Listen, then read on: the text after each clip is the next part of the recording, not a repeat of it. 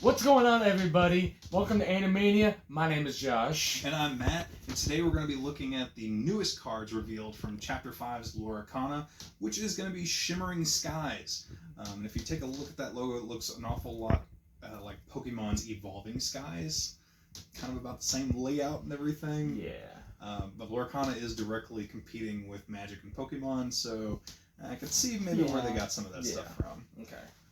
And basically our first kind of look here is that it's going to be a little bit of a Wreck-It Ralph theme.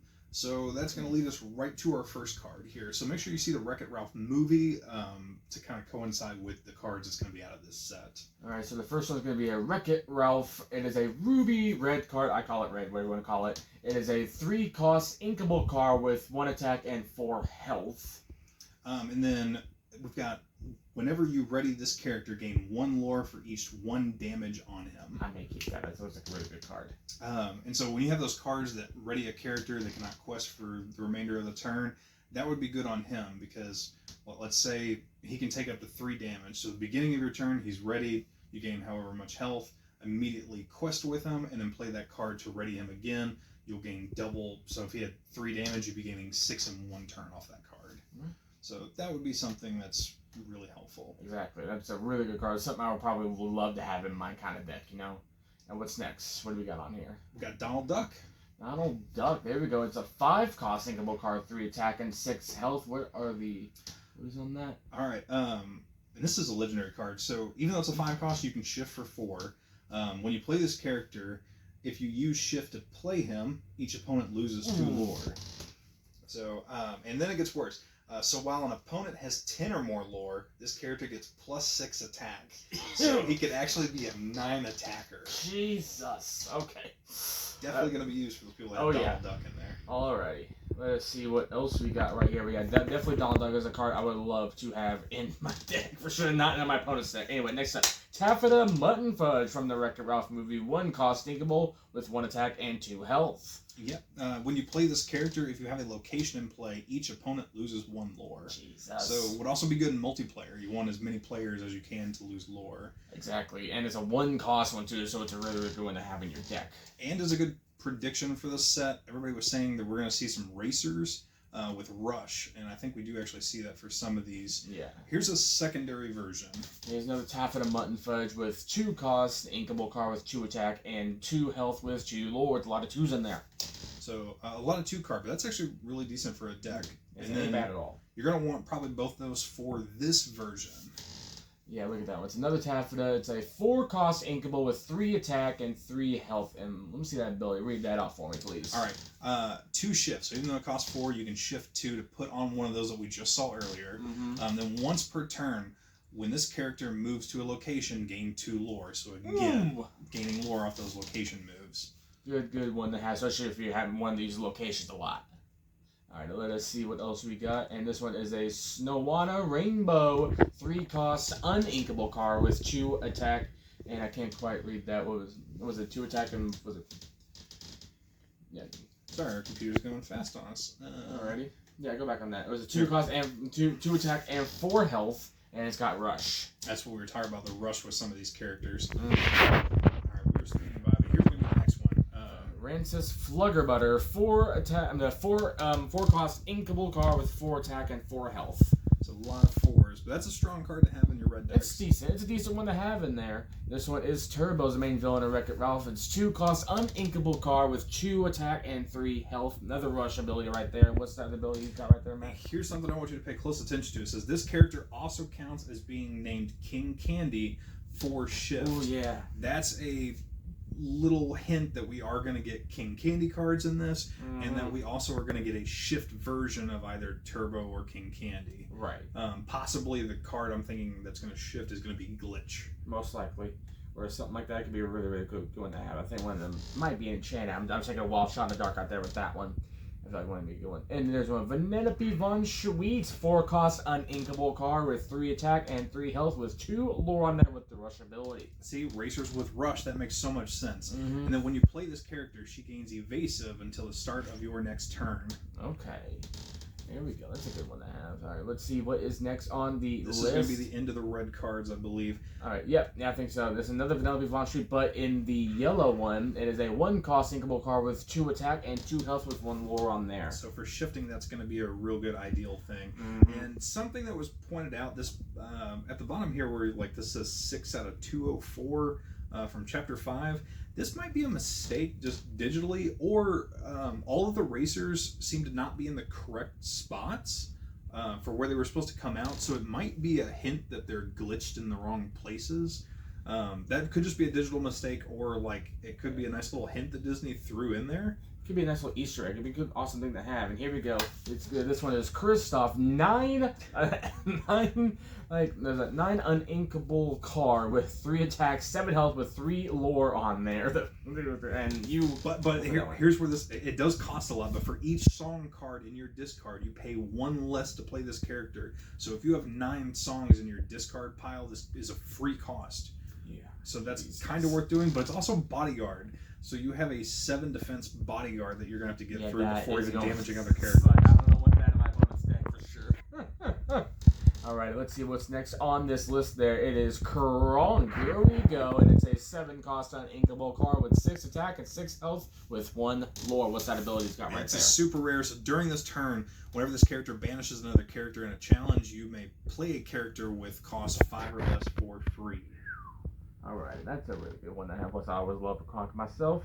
Let's see what's next on this list right there. We're going to stay silver. Oh, and then that was silver, by the way. I forgot to mention that. Alright, now we have a location. Bad-anon, and it is a 3-cost inkable card with 2 costs to put him in and 7 health with 1 lore. That's a good one right there. What's that ability right there? So, villain characters gain tap for 3 ink. Play a character with the same name as a character for free, as this character for free. What does that quite mean, man? Let's say you got a Hades card that's just a 1 cost. There's a 7-cost Hades, like from Chapter 1, has the exact same name, so you could play that card as long as you had the smaller Hades on here and get it out immediately. Dang, that's a good thing to have. All right, another location is the Great Luminary Blue card, 3-cost inkable card with 2 costs to get characters in there, 9 health, and what is that ability we got right there, So Matt? characters with support get +1 lore and +2 defense while here. Ooh, there we go. You want to get inside of your location, inside of your deck. But no ink for the location. Right. I feel like they make it a little bit too broken in my opinion, but that's just me. Yeah, all so right. that seems like a fair card. Alright, let's see what's next. We got Merlin, another blue card, a 6-cost uninkable one with 3 attack and 7 health, but 2 lore, and it's a legendary card. What's the ability on that one? And you can shift for 5. So if you have purple decks, there was a lot of Merlin cards that came out in previous chapters. So when you play this character, if you use shift to play him, you may search your deck for any card, put that card into your hand, and then shuffle your deck. I put that in my Grandma Tala deck. So especially, his Grandma Tala, like when he needs it, boom, you got it. Exactly. I would love to play that just like my Grandma Tala. Oh, in my hand. There we go. All right, let's see what is next on this one. And here we go. We got a Prince John blue card, 4-cost inkable with 3 attack, 4 health, and let's see what ability we have. Matt, if you don't want to do anything with the card, you can just tap it, play an item from your hand, or discard with cost 5 or less for free exerted. Okay, ain't bad. That's a good one to have. All right, let's see what is next in this one. It is a green action card. You're welcome. 4-cost.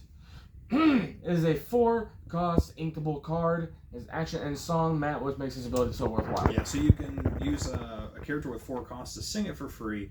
Shuffle a chosen character, item, or location into their player's deck. That player draws 2 cards. Okay. So for my deck that discards some cards, maybe I'm fine with getting rid of your location or a character because I know I'm going to make you discard your hand anyways. But if you also needed cards and didn't need your location or something, that'd be a good card to get rid of to help yourself out. Right.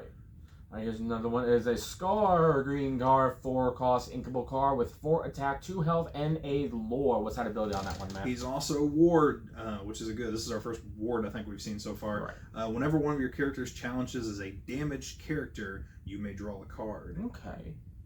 Looks like a good one to have.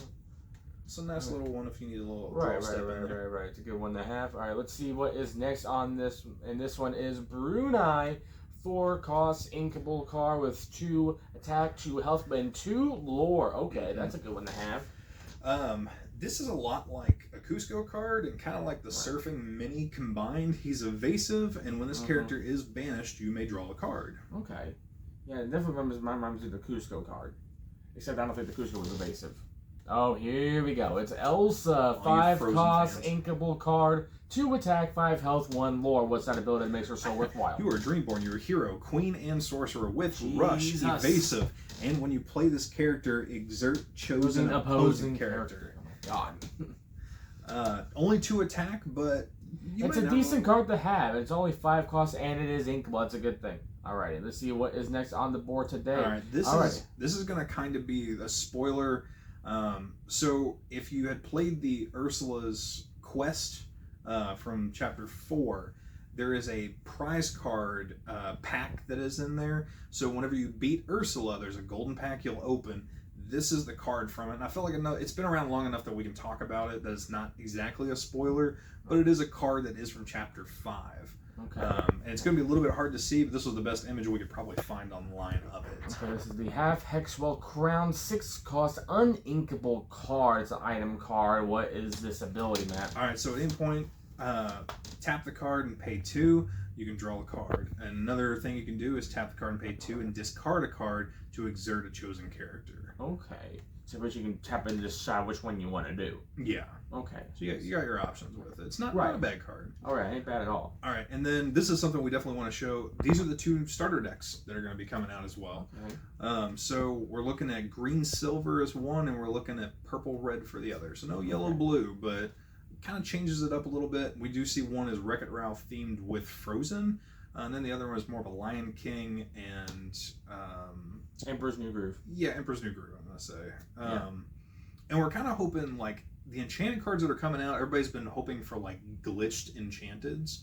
So since the Wreck-It Ralph is kind of a theme to this, maybe the enchanteds are glitched characters from other things. I think maybe like a King Candy glitch enchanted. I think that could be a really cool one, and eventually down the road, probably a very expensive one. And a repetitious pattern you're going to see with this particular set is that you're going to see a lot more rush, and we think there's going to be inkwell disruptiveness. That's what we're thinking. I haven't seen any yet that makes me think that, but part of me is kind of hoping that something like that. It's something different to add, so you screw with other people's inkwell. It could be a real fun thing, fun little addition to add to the game. You think of like a song you can play for a 3 cost, and it says your opponent takes a card from their inkwell and discards it. He's not saying that's official what's in there. He's just giving a prediction. This is a possible prediction of stuff. It's a prediction. We're good. Okay. And as always, the troves are kind of a cool thing that everybody wants to collect. So this is what the Shimmering Skies Lorcana trove is going to look like for Chapter 5.